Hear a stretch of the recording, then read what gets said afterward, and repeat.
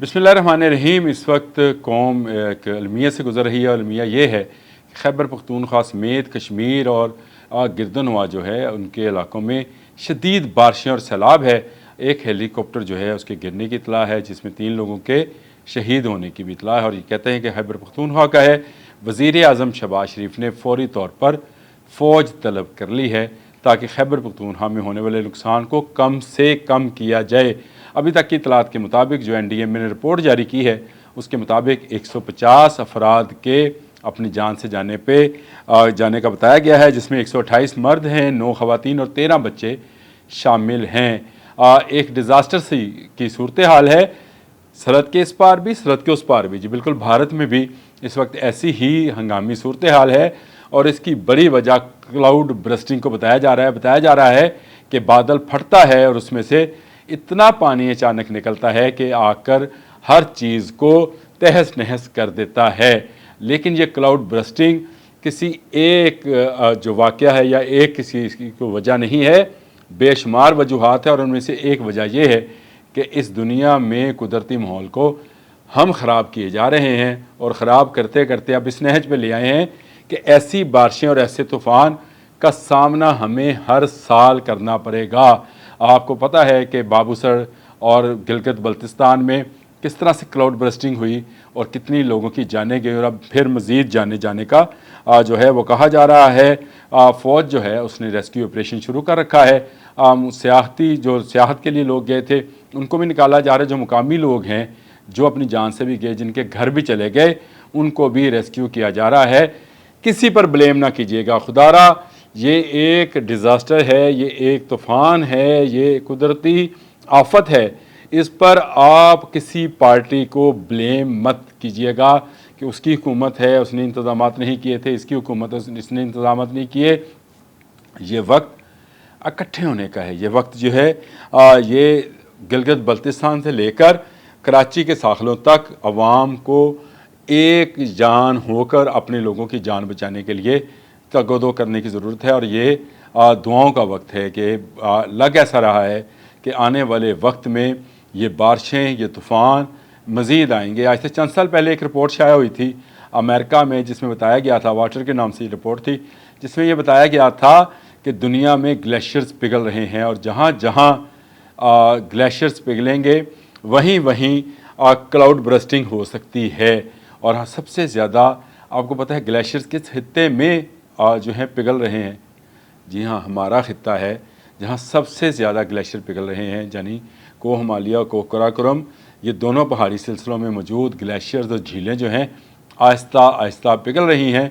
और यहीं पर पानी जो है ज़्यादा से ज़्यादा बरस रहा है और ज़्यादा से ज़्यादा तूफ़ान आ रहे हैं। मैं जब ख़बरें देख रहा था, क्योंकि अभी मेरा कोई व्लॉग करने का ऐसा इरादा नहीं था, लेकिन ख़बरें इतनी खौफनाक हैं और इतनी हैबतनाक हैं कि मैंने कहा मैं आपसे भी अपील करूं, आप भी दुआ करें कि अल्लाह ताला इस आफत को टाल दे। अभी बताया जा रहा है कि सतलुज में भी जो है सैलाबी सूरत हाल अभी निचले दर्जे का है, लेकिन मज़ीद पानी भारत की तरफ से आ सकता है। इसी तरह से NHA ने हेडक्वार्टर ने जो है लैंड स्लाइडिंग का ख़तरा भी बता दिया और बताया कि अगले 24 घंटे भी जो हैं गिलगित बल्तिस्तान के लिए बहुत ही ख़तरनाक है, यानी वहाँ मज़ीद बारिशें हो सकती हैं। और उन्होंने बताया कि जगलोट स्कर्दू पर स्लाइडिंग की वजह से 2 तरफ़ा ट्रैफिक मुअत्तल कर दी गई है। NHA की टीमें इमदादी कार्रवाई कर रही हैं। बालाकोट, पारस, औरगल और NHA की टीमें वहाँ भी ट्रैफिक की रवानी को मुमकिन कर रही हैं कि हो जाए।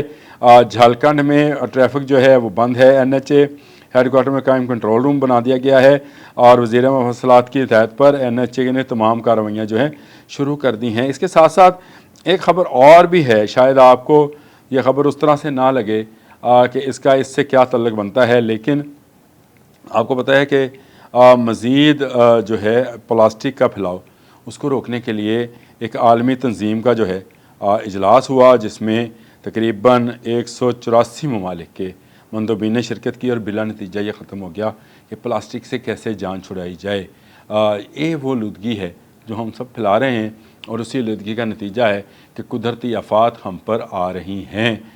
ये कुदरती आफात अचानक आती हैं और सब कुछ बहा कर ले जाती हैं। ये दुनिया के कई ममालिक में रिपोर्ट हुआ क्लाउड बर्स्टिंग का اور اتنی تعداد میں کلاؤڈ برسٹنگ اس سے پہلے نہیں ہو رہی تھی۔